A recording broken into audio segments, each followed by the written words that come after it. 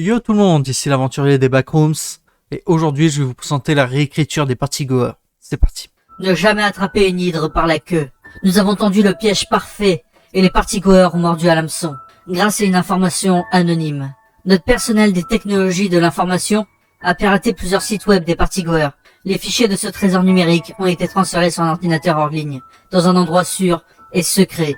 Deux partygoers si discrets que nous avons failli ne pas les voir ont contourné silencieusement nos serrures et se sont glissés dans la chambre forte. Nous étions 10 fois plus nombreux qu'eux. Le combat fut bref. L'entité la plus proche n'a pas fait de bruit et n'a pas bronché lorsque notre meilleur épéiste lui a arraché les deux bras. Ses appendices semblables à ceux d'une anguille se tortillaient maintenant sur le sol en béton et lançaient des cris de colère dans l'air. L'agent tigre enchaîna avec une poussée qui se brisa comme si elle touchait la pierre. C'était un moment délicat. Une carapace cachée sur le torse de chaque partygoer s'ouvrit, et une paire de bras normaux avec d'énormes mains griffues en sortirent pour creuser des globes oculaires et libérer des entrailles humaines. L'intérieur de ces créatures était un conglomérat cauchemardesque d'humains, de 1000 pattes phobiques et de crustacés. Notre équipe était divisée en deux groupes, les hurlants et les mourants. Seule la chance et un coup de hache de feu sur la tête d'un partygoer ont permis d'inverser la tendance. Les rumeurs sont donc vraies. Les partygoers peuvent transformer les gens en eux. 3 d'entre nous s'en sont sortis indemnes. Nous avons dû tuer 6 des nôtres avant qu'ils ne se transforment complètement. Cette illustration, plus fonctionnelle qu'artistique, représente la chimère dans ce que Mira décrit comme son mode berserker. Les bras du composant 1000 pattes phobique sont anormaux, et ses griffes acérées peuvent se déplacer avec une vitesse et une précision incroyables. Elle a apporté que la tête inversée avait pris forme, et que la voix de sa tante décédée l'a narguée en disant « Ils sont morts. Tu es le suivant. » jusqu'à ce qu'un coup de hache dans le visage du partygoer met fin à son supplice. Seules des informations vérifiées et approuvées provenant de 3 sources apparaissent ici. Les comptes rendus des membres du MEG qui ont signalé des incidents critiques impliquant des partygoers.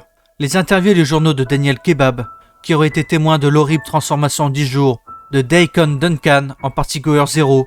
Ce premier partygoer est le résultat d'un no-clipping qui a mal tourné. Nous avons inclus des fichiers provenant d'un site web de partygoer intitulé L'Histoire en marche et Idées de fête amusantes. Le contenu de ce document du MEG est constamment vérifié par rapport à notre copie physique. Bien que nous ayons récemment appris l'origine possible des partygoers, nous n'avons pas encore localisé le sanctuaire qu'ils habitent désormais. Comme nous, ils sont capables de se déplacer d'un niveau à un autre, en utilisant des entrées et des sorties, ce qui les amène à se rencontrer dans les backrooms. Un décor de fête est généralement un signal d'alarme. Des affiches et des fausses entrées de bases de données tentent d'attirer les vagabonds vers leur destin. D'innombrables rumeurs prétendent révéler des entrées cohérentes à ce niveau fun, comme le fait de no-clipper au plafond du niveau 1. Toutes ces rumeurs se sont révélées fausses. La désinformation est abondante, et il ne fait aucun doute que les partygoers en sont à l'origine. Ce que nous savons du siège de partygoers provient du piratage récent de plusieurs de leurs sites web. Le niveau fun est un bateau de croisière rempli de salles de fête. Leur page néglige de fournir de nombreux détails clés sur le niveau, notamment les entrées et les sorties. La recherche se poursuit, car nous ne savons toujours pas quelle est la véritable nature de cet endroit. À quand remonte la dernière fois que vous avez salivé devant un hamburger juteux, ou que vous vous êtes gavé de gâteaux et de glaçages sucrés? Vous avez probablement répondu « Pas depuis que je suis arrivé ici. La nourriture est un bien précieux dans les backrooms. » C'est exactement ce que je pensais lorsque j'ai été choisi pour créer et diriger l'équipe Party Over du MEG. Il y a de cela quelques années. Grâce à mon expérience dans le domaine de l'application de la loi, j'ai vu la situation des partygoers comme un cas ouvert et résolu. Des gens ordinaires mangeaient des gens ordinaires. Il s'agissait d'une secte de cannibales. Rien de plus, rien de moins. Des preuves claires et convaincantes désignent des auteurs humains, dessiner des affiches et décorer des lieux pour les fêtes, modifier les sites web et créer des pièges sont des comportements humains. Les partygoers portaient des costumes pour dissimuler leurs entités et effrayer leurs victimes. Des témoins ont rapporté avoir vu des yeux et des lèvres humains derrière ces masques. Ces bras en forme de serpent étaient probablement des manches de protection, cachant des outils de coupe portatifs. L'hypnose et les hallucinogènes peuvent expliquer tous les aspects paranormaux signalés lors des rencontres. Tout ce qu'il nous restait à faire, c'était d'appréhender et d'interroger l'un de ces sectaires. La partie était gagnée. Même lorsque Daniel Kebab s'est présenté avec son histoire malheureuse de partygoer 0, son témoignage n'était pas crédible à mes yeux. Je l'ai écarté d'emblée, car il semblait farfelu et sans preuve. Les événements récents m'ont montré que j'étais dans l'erreur. Voir mes amis décédés à différents degrés de transformation et les cadavres des partygoers étaient des horreurs indéniables. Mon étroitesse d'esprit a donné à cet ennemi un temps que nous ne pouvions pas nous permettre. Que cette lettre soit ma démission du MEG et de l'équipe Party Over. Pardonnez-moi, David Overbrook. Veuillez noter que l'équipe Party Over avait pour politique d'écarter tous les rapports suggérant que les partygoers étaient des entités et non des cultistes humains se cachant parmi nous. Les rapports exacts sur les premières rencontres ont disparu depuis longtemps. Ces cauchemars bipèdes de grande taille ont une peau lisse et coriace. Leur peau est généralement d'un jaune vif, mais il n'est pas rare qu'il existe d'autres variantes de couleurs. Les partygoers rouges, bleus, verts et blancs ont notamment été observés. Un détail reste cependant constant dans toutes les variantes. Un smiley sculpté ou maculé de sang, qui correspond parfaitement à un rictus d'un mille-pattes phobique. Les partygoers sont essentiellement humanoïdes, leurs jambes ayant une forme épaisse. Leur poitrine est protégée par une carapace subtile. Ils possèdent également de longs bras, en forme de nouilles qui se terminent par des bouches en forme de ventouse, pleines de dents crochues. Si un bras s'accroche à vous, ce seront vos derniers instants en tant qu'être humain. Seule la mort remplace la transformation. Les partygoers se considèrent comme les prédateurs suprêmes des backrooms. Ils chassent les humains pour se nourrir, pour le sport et pour augmenter leur nombre, en nous transformant en l'un d'entre eux. Bien que les entités hostiles ne manquent pas, les partygoers se distinguent par leur intelligence accrue et leur société organisée. Ils travaillent en équipe et tentent des pièges à leur proie. De plus, ils ont une connaissance approfondie des machines et de la programmation et du codage informatique. Leur connaissance de la biologie humaine est mise à profit pour se concentrer sur les méthodes de torture. Tout comme les mille-pattes phobiques, les partygoers aiment tourmenter leurs victimes. Bien qu'ils possèdent de nombreuses qualités similaires à celles des humains, les partygoers méprisent l'humanité. Leurs connaissances et leurs sentiments à l'égard des humains semblent être hérités du partygoer 0, qui joue le rôle de leader pour ces entités. Il y a une séquence distincte à suivre pour mettre fin à la vie d'un partygoer. Les bras externes de l'anguille lamproie, qui doivent être la partie la plus flexible du corps, ont une chair très fine et sont la cible la plus vulnérable. Couper ses bras a deux objectifs. Elle annule la capacité de transformer les humains en ennemis. Elle encourage également le partygoer à adopter son mode berserker pour continuer à se battre. Comme les mâchoires d'un alligator ou d'un crocodile, la carapace thoracique du partygoer est maintenant fermée avec une force redoutable. Une fois fermée, les muscles qui permettent de l'ouvrir sont bien plus faibles en comparaison. Lorsque la carapace thoracique s'ouvre, attaquez l'entité sur son deuxième point faible, le visage et la tête. Cela neutralisera la composante humaine de la chimère. Le partygoer tombera en sommeil et sera exposé.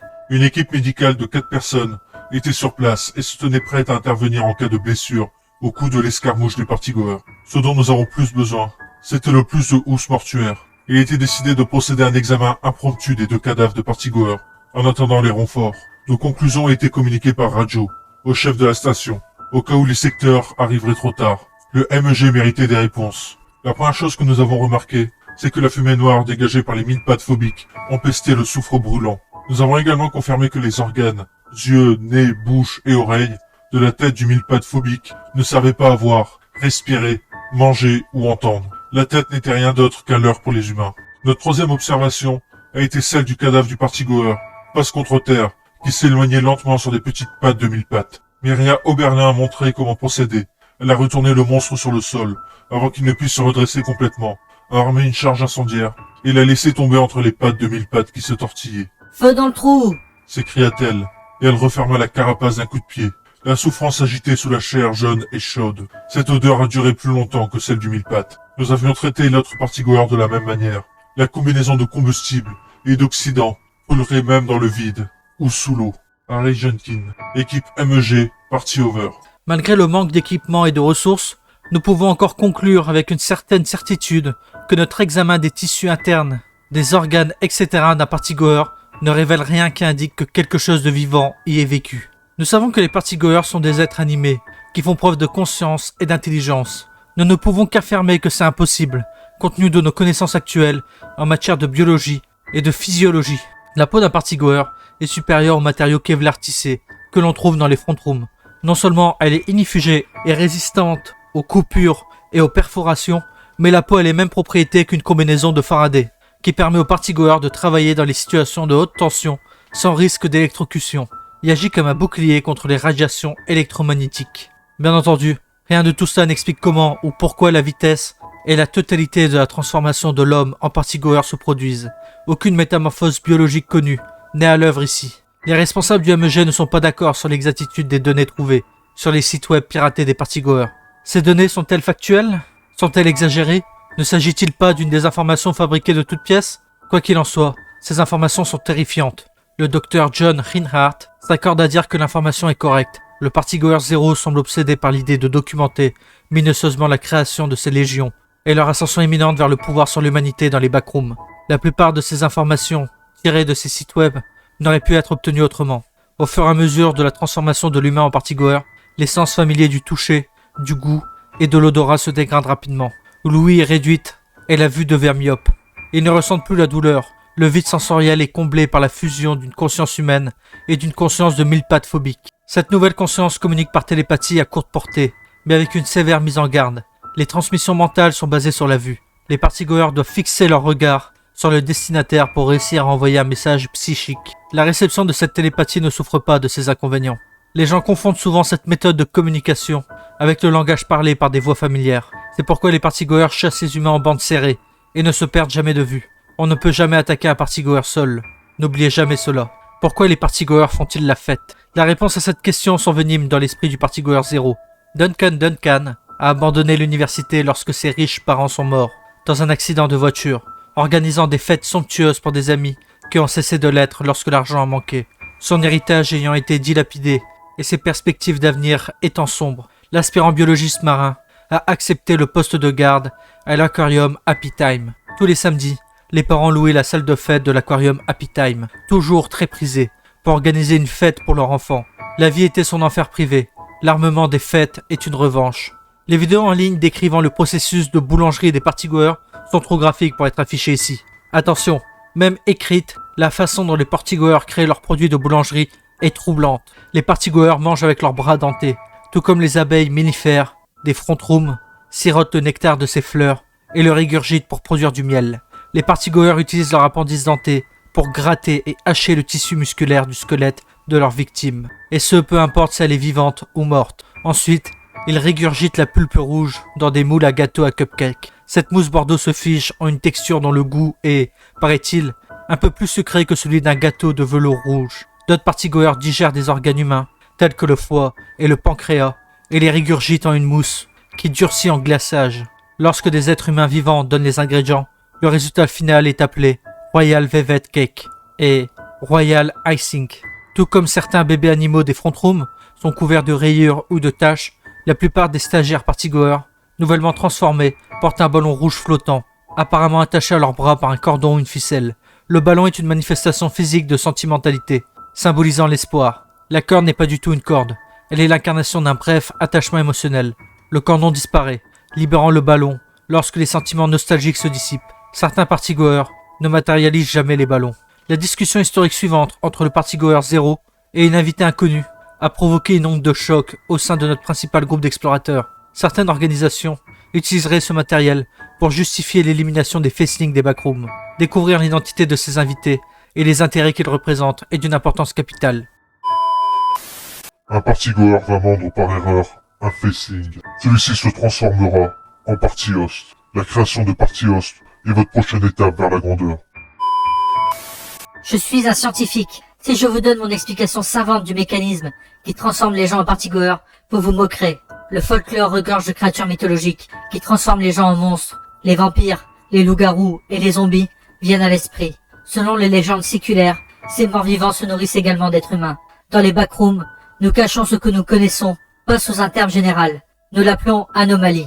Cela semble très scientifique. J'ai examiné les cadavres de transformation interrompus. La malédiction n'est pas causée par une infection, un venin ou une maladie. C'est surnaturel. On pourrait même la qualifier à tort de démoniaque. Il y a de l'ironie dans un démon qui brûle facilement. Ironie mise à part, je suggère de classer l'entité 67 dans la catégorie des morts vivants. John Reinhardt, PhD. Dernier avertissement, les partygoers affichent leur symbole smiley chaque fois qu'ils modifient des informations officielles du MEG. Ce qu'il faut faire si vous croisez un partygoer, c'est courir. La distance est votre meilleure chance de survie. Les partygoers sont myopes et lents. Si vous êtes mordu, prévenez immédiatement quelqu'un. Les secondes comptent. Ensuite, attaquez le partygoer avec tout ce qui vous reste d'humain. Visez les yeux. Il vaut mieux mourir ainsi que de se transformer en l'un d'entre eux. Ce qu'il ne faut pas faire, c'est hésiter. Ce n'est pas parce que vous les voyez qu'ils vous voient. N'abandonnez pas. Gardez quelque chose, n'importe quoi entre vous et eux, jusqu'à ce que vous puissiez vous échapper.